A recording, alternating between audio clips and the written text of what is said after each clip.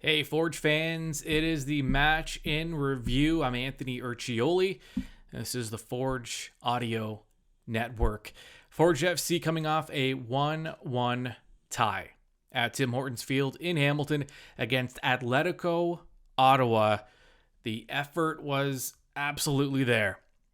In fact, you'd be hard pressed to find a better effort. The finish, however, was not. Forge had plenty of chances. In fact, let me just run down the stat line for you. 16 shot attempts for Forge. 16. Only 3 hit the target, and that's not including just some of the opportunities inside those high danger areas that Forge had and just could not even get a shot off. It was just that kind of day. It was unlucky. On the flip side of that, Atletico Ottawa, 7 shot attempts, 2 of them hit the goal. Just more efficient with their opportunities. Possession, 67% in favor of Forge FC. And again, dropped points for Forge. Still sitting on 1 win this season. And that's through 5 matches. If you're looking for some silver lining in all of this, if you're saying, Forge's start hasn't been great, at least wins wise, they're sitting on 5 points at the conclusion of their match against Atletico. They're 3 points out of second place. So there's obviously a lot of time for Forge to make up some of those points. It's unfortunate to be dropping them after putting together really strong efforts. Now, finishing was key number 1 before the game. If you listened or viewed my 3 keys to the match, finish, it was number 1, the number 1 key. And it unfortunately was the reason that Forge did not secure all 3 points here, is a lack of finishing. We are joined by our CPL analyst, Jess Lisi, former youth national team player, also plays League One. Jess, welcome. Thank you. Thanks for having me. Yeah, one of the first key to the match for Forge was finish, just right to the point. That was an issue against Atletico Ottawa. Plenty of opportunities, but for whatever reason, that final touch just was lacking from Forge. Yeah, no, I totally agree. It definitely was lacking in the final third. They created a lot of chances. There was a lot of great chances. It was just that final finish. Um, the good thing was that they kept at it the entire game. Finally got one, but definitely could have had a lot more chances. I don't think the result really showed what the game was all about. Forge definitely had a lot more chances than Ottawa, and a lot of great chances at that. So it's unfortunate they couldn't just finish the ball when they had those opportunities. Yeah, take us into the mind of an attacker. It's a role you've spent your career in. What is it? Is it just is it a mental thing? Just for whatever reason, there's like an extra hesitation. It looks more mental than it is just a talent issue for Forge right now. Yeah, no, a lot of the times it's you get in your own head and it's just as simple. It causes you to make an error. You feel like you don't have enough time, so you rush your attempt at finishing. Or a lot of the times I saw a few times in the game today, they had a lot more time than they thought they did. They tried to force the shot off. If they took that extra touch, they could have. Or sometimes you think you have way more time than you actually do, and you take that extra touch, and the defender catches up to you. So yeah, it is definitely a big mental thing. Kind of gotta have to, you have to keep that composure and that focus in the final third. But again, I think considering it, they struggled the entire game with that. They did well to keep at it. So Noah Jensen scored for Forge, and he's a guy. He's used to scoring a lot of goals in his career. He got to the pro level, and he did find his way into the back of the net today, but it's been tough for him to find the offense. Bobby Smirniotis as a coach, there's a lot of tactics. It's a very tactical approach to the game. Can that, as a player, when you say you're playing youth soccer and then you jump into the pro level and all of a sudden you have all these added responsibilities, I mean, that's got to be a lot as well for a guy that's just used to scoring goals, and now it's can he be a little in his head yeah, a no, little bit? definitely. I thought he did well overall. There's more than just the goal that stood out to me about him. he had quite a few opportunities off of the side volley on Borges's corner kicks, which were greatly delivered. But definitely can get in your head sometimes. You know, you want to be perfect. You want to live up to that expectation that you have for yourself, but also your coaches have for you. And you know, he played a big role tonight. He was very active in that final third. So definitely, probably in his head a little bit, but overall, I thought he did well tonight. Today, rather. Yeah, Sorry. and no, that's okay. Hey, it's tonight Yeah. eventually, so who knows when people are listening.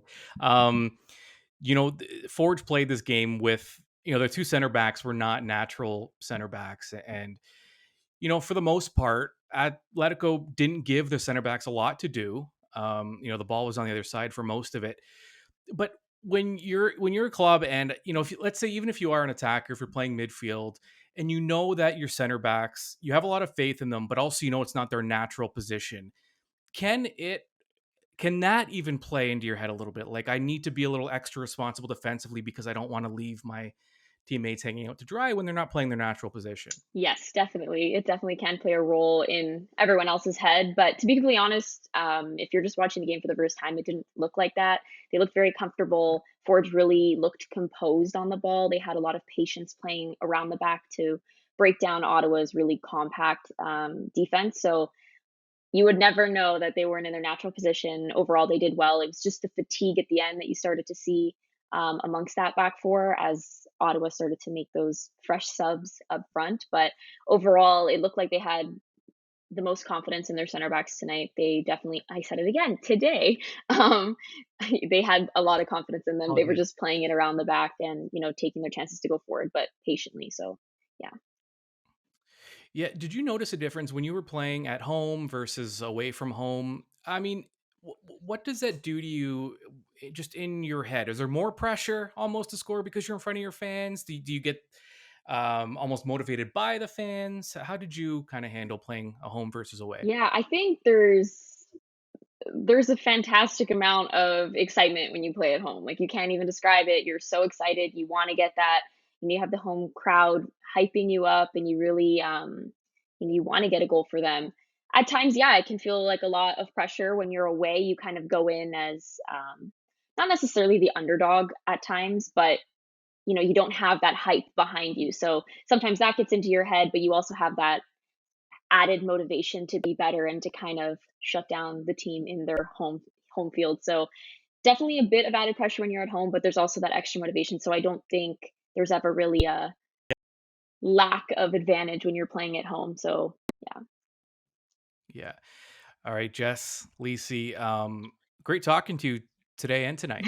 Yeah, tonight definitely. Yeah, the first goal went a long way for Atletico in just playing in a game they're more comfortable playing in, and that's playing with a lead, so they can focus more on their shape and on their defensive play.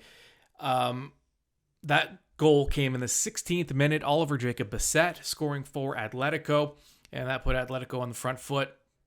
Noah Jensen, though, in the second half, 46th minute, Noah Jensen scoring his first ever goal for Forge, the first of his pro career, and it was a beautiful strike from Noah Jensen. And post match, I asked him how it felt to get on the score sheet. Yeah, I mean, it was a great feeling to score my first professional goal. It was definitely an unfortunate result in the game. It would have felt a lot better if we would have taken 3 points today, but it's a good feeling, and there's still a lot to look forward for us going forward. I think we showed today just what we're capable of as a team, and when we put the ball in the back of the net more, the results are going to come. Do you feel like that part of your game is still kind of evolving at the pro level, being a goal scorer? Yeah, I mean, I think definitely that's one of the things I've tried to transfer over to the professional level is my production, because it's definitely something that we need as a team is to produce those goals and assists from our attacking players. And it's something I've done in the past and hope to continue to do at Forge for sure. When a ball falls for you at the top of the box like that, is it your instinct to just have a go at it, or did you look for a pass? I mean, when Borges laid it off to me, there was a lot of space in front of me, so I knew I was going to have a fairly open shot. And in the first half, I had struck some pretty good, so I was feeling confident enough to have a go, and it went in the back of the net, so job done. And then just, this team hasn't played a lot of games without Kyle Becker in the starting lineup, and they definitely have played a lot of games without any natural center backs in the lineup. Just can you speak a bit about the adaptability of this team, the flexibility that you guys have? Yeah, I mean, the performance we put out today was gutsy considering the players we had in the lineup and the changes we had to make last minute. And I think it just shows the kind of team we are. I mean, we have guys that are willing to step up whenever they need to, and they're willing to do their jobs and perform the roles at the same level. And I think that's something that's going to bode well for us over the course of the season. Yeah, that was gonna be my next question, just how, like, having to, the versatility, the adaptability, the results might not be there now, but so is this something that could serve the team and down the line? Yeah, especially this week with the games coming pretty quick at us. I think it was good today that we had some rotation in the team, and a lot of guys showed that we're capable of playing in the team. And hopefully going forward, like we can keep picking up results and just continue to move on as a team. Just one more from me, Noah, is more of a big picture. What's it like every day working under Bobby? Obviously, it's pretty new. You're used to it before, but you're new here at Forge. It's almost like a new feeling of quite a lot of new players coming in, getting used to this. But there's a lot of tactical demands on you guys. It's like going to soccer school kind of thing.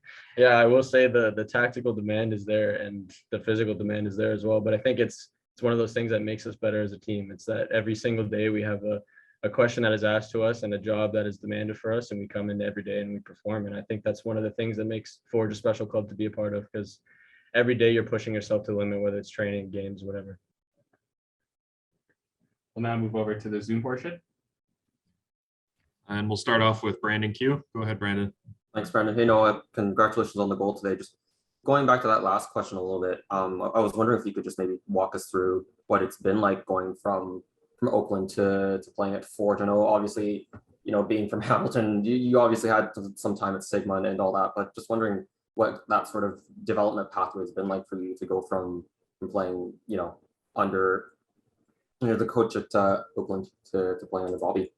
Yeah, I mean, it's definitely been a big transition for sure. Like, as I said before, there's a lot of demands here at the club, and there's a demand for us to be successful and to perform. For me, the transition was made a little bit easier because, I know the coaches, I know a lot of guys in the locker room, and I know what's going to be asked of us as players. So I think for me personally, I was able to just come in and show what I can do essentially. And the other stuff was taken out of the picture, and I'm very glad for that. And yeah, hopefully going forward, I can just continue to improve on that and show what I'm capable of. And now here is head coach and technical director for FC, Bobby Smirniotis, and how he felt seeing Noah Jensen find the score sheet. Yeah, he's an excellent player. He's working hard in training. He does all the right things in training. Today, he's gotten his opportunity to get in there, and beyond the goal, I thought he was excellent. He was excellent in moving the ball, being progressive with his passing, which is important for us in the possession, not just how you keep the ball, because 150 passes and a half behind midfield means nothing. It's about how we progress the ball through different lines, and I thought he was helping us do that. Great goal that he's got, and he's got to just keep his head down and keep on working. I'm sure your hand was kind of forced with the back line having no natural center backs healthy, but just talk a bit about the way that you kind of saw we're able to build with that three and what they did today. Yeah, you ever seen a team play with no center backs? We've done it today, and we've done a pretty good job with it.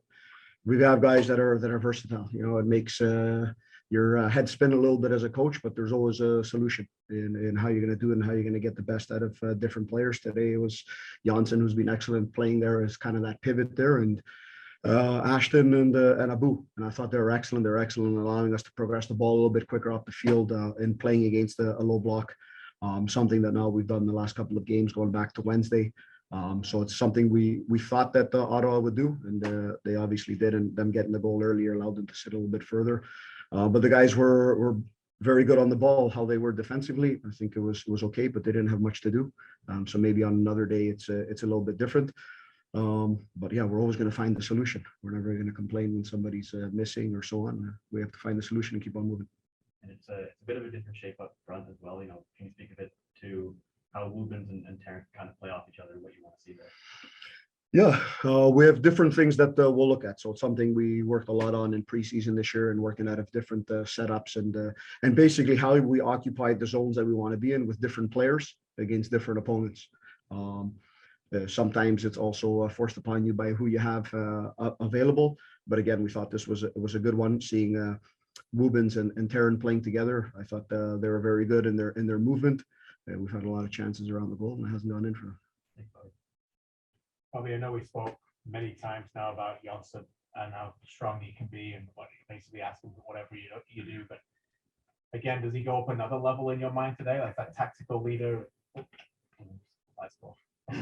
Does Jensen go up again in your mind again? Is it something that you just ask him as being that tactical leader on the pitch? He just does everything. Yeah, 100%. You know, first and foremost, you know, we're lucky to have a player like Jensen playing in this league. This guy can be playing at a higher level. He just reads the game. He reads the game in all ways, whether he's playing in the midfield in an advanced role, in a pivot role in the six, and when he's dropping back to start every attack from back there. So it's great to have a player like that. It makes not having center backs in your lineup easy, because you know you can put somebody back in there, and he understands things tactically on all parts of the pitch, and that's the great thing about him. He loves to understand what we're doing and why we're doing it, and that shows again in a game like today. Just to follow on Kyle, he just talked us through what the process was this week. I understand he was sick, but he's just been sprinting like crazy. He often does after the game there, so everything looks okay now. Yeah, he's had a bit of a bug. It was out of it, and as he told me a couple of days ago, he's like, "Coach, I did 14K on the bike. I'm good to go."